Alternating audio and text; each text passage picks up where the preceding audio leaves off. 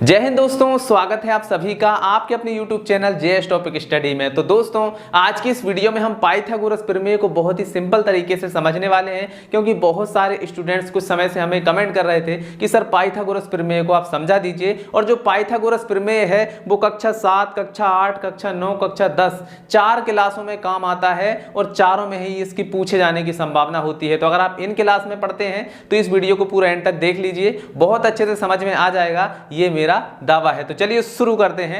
यहां पर देखिए, सबसे पहले हम ये समझेंगे कि पाइथागोरस प्रमेय को कहां पर अप्लाई किया जाता है और पाइथागोरस प्रमेय होता क्या है। ठीक है, तो पाइथागोरस प्रमेय जो है वो एक समकोण त्रिभुज के लिए बनाया गया एक फार्मूला है। ठीक है, यहां पर जो त्रिभुज आपको दिख रहा है ये कौन सा है, एक समकोण त्रिभुज है। कैसे है, क्योंकि इसका जो कोण बी है ये क्या है, 90 डिग्री का है। ठीक है, कहीं पर भी अगर त्रिभुज में ऐसा निशान बना हो उसका मतलब ये है कि वो जो त्रिभुज है वो समकोण त्रिभुज है। ठीक है, तो समकोण त्रिभुज का एक कोण जो होता है वो 90 डिग्री का होता है। ठीक है, अब इसकी भुजाओं के कुछ नाम होते हैं वो भी समझ लेते हैं। यहां पर जो खड़ी वाली लाइन है, ए बी लाइन है, इसका नाम होता है लंब। ठीक है, जो खड़ी वाली लाइन है उसका नाम क्या होता है, लंब होता है। ठीक है, और यहां पर जो नीचे वाली लाइन है जिस पर त्रिभुज रखा हुआ है, यानी कि जो नीचे वाली लाइन है, इसको हम बोलते हैं आधार। ठीक है, तो ये त्रिभुज का आधार है और ये वाली जो लाइन है इसका ये त्रिभुज का क्या है, कर्ण है। ठीक है, और यहां पर देखिए हमें कुछ वैल्यूज भी दी गई हैं। तो देखिए AC की लंबाई दी गई है 10 सेंटीमीटर और BC की लंबाई दी गई है 6 सेंटीमीटर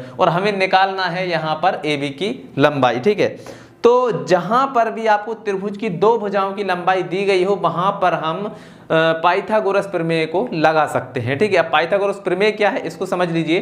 तो पाइथागोरस प्रमेय का एक सूत्र है, कर्ण का वर्ग बराबर आधार का वर्ग प्लस लंब का वर्ग। ठीक है, इस फार्मूले से हम मान निकालते हैं। ठीक है, तो चलिए अब सॉल्व करते हैं और हमारा जो ए बी है इसकी लंबाई निकाल लेते हैं। ठीक है, तो इसको चाहे तो आप x मान सकते हैं या आप यहां पर ए बी ही लिख सकते हैं। ठीक है, चलिए तो यहां पर देखिए सबसे पहले कर्ण का वर्ग, कर्ण कौन सी भुजा है, ये वाली भुजा है, ये क्या है, कर्ण है। तो यहां पर इसका नाम क्या है, AC। ठीक है, तो AC का वर्ग बराबर आधार क्या है, आधार ये है BC है, तो यहां पर क्या आ जाएगा, BC का स्क्वायर प्लस लंब क्या है, लंब है, हमने इसको x मान लिया है, तो यहां पर क्या आ जाएगा, x का वर्ग। ठीक है, अब जो जो हमें दिया हुआ है उन सभी के मान यहां पर रखेंगे और हमारा आंसर निकल जाएगा। ठीक है, तो यहां पर लिख लेते हैं क्या हमें दिया हुआ है, ए बी का मान क्या है, ए बी बराबर x हमने मान लिया। ठीक है, BC बराबर क्या है, BC की लंबाई कितनी है, 6 सेंटीमीटर, तो ये हो गया 6 सेंटीमीटर। इसके बाद में AC की लंबाई क्या है, 10 सेंटीमीटर, तो यहाँ पर आ जाएगा AC बराबर 10 सेंटीमीटर। ठीक है, तो ये चीज़ें हमें यहाँ पर दी हुई हैं, अब इनको हम इस फार्मूले में रखेंगे। AC की लंबाई क्या है, देखिए सबसे पहले 10 सेंटीमीटर, तो यहाँ पर रख देंगे 10 और 10 का स्क्वायर। ठीक है, बराबर यहाँ पर BC है। ठीक है, BC की लंबाई कितनी है, 6 सेंटीमीटर, तो यहाँ पर हम लिख देंगे 6 का स्क्वायर प्लस x तो हमें निकालना है, तो यहाँ पर आ जाएगा x का स्क्वायर। ठीक, समझ गए यहाँ तक। चलिए अब और आगे बढ़ते हैं। अब देखिए 10 का हमें वर्ग निकालना है, 10 का वर्ग करेंगे कितना हो जाएगा, 100 यानी कि 100 हो जाएगा, बराबर 6 का वर्ग निकालेंगे, 6 6 36, तो यहाँ पर क्या आ जाएगा, 36 आ जाएगा, प्लस यहाँ पर क्या है, x स्क्वायर, तो ये हो गया x स्क्वायर। ठीक, चलिए और आगे बढ़ते हैं।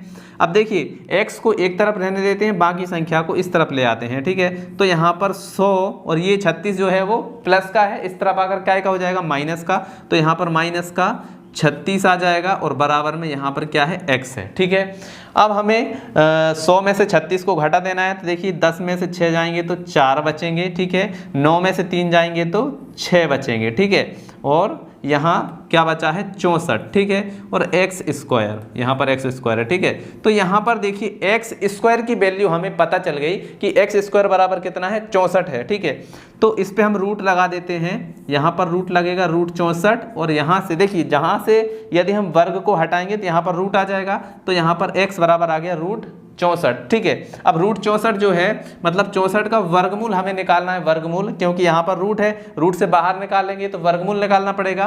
तो यहाँ पर 64 जो है वो 8 गुणा 8। ठीक है, 8 का पहाड़ा 8 में करेंगे तो क्या हो जाएगा, ये 64 हो जाएगा। ठीक है, तो यहाँ पर क्या आ जाएगा, रूट 8 गुणा 8 बराबर x, और इसमें से एक 8 जो है वो बाहर आ जाएगा, तो यहाँ पर आ जाएगा 8 बराबर x। ठीक है, यहाँ पर दिख नहीं रहा है, यहाँ पर लिख देते हैं x बराबर कितना आ गया है, 8 आ गया है। ठीक है, तो यहाँ पर जो x की वैल्यू है वो हमने निकाल ली है, क्या आई है, 8 सेंटीमीटर। ठीक है, तो ये होता है पाइथागोरस प्रमेय और इस तरीके से इसको सॉल्व किया जाता है। ठीक है, तो अब आपको मैं एक होमवर्क देता हूं, आप हमें करके बताइएगा कमेंट में उसका आंसर क्या आता है। तो आपको यहाँ पर जो आधार है इसकी लंबाई है 12 सेंटीमीटर। ठीक है, और यहाँ पर जो लंब है इसकी लंबाई है 16 सेंटीमीटर। आपको यहाँ पर लंब का मान बताना है। ठीक है, 12 सेंटीमीटर आधार है और 16 सेंटीमीटर जो है वो आपका कर्ण है। ठीक है, तो आशा है दोस्तों आपको समझ में आ ही गया होगा कि किस प्रकार से पाइथागोरस प्रमेय को सॉल्व किया जाता है। अगर समझ में आ गया है तो इस वीडियो को लाइक करिए, चैनल को सब्सक्राइब करके बेल आइकन को दबा लीजिए, क्योंकि ऐसे ही वीडियो हमारे चैनल पर आते रहते हैं। तो चलिए मिलते हैं अगली वीडियो में, तब तक के लिए जय हिंद, जय भारत।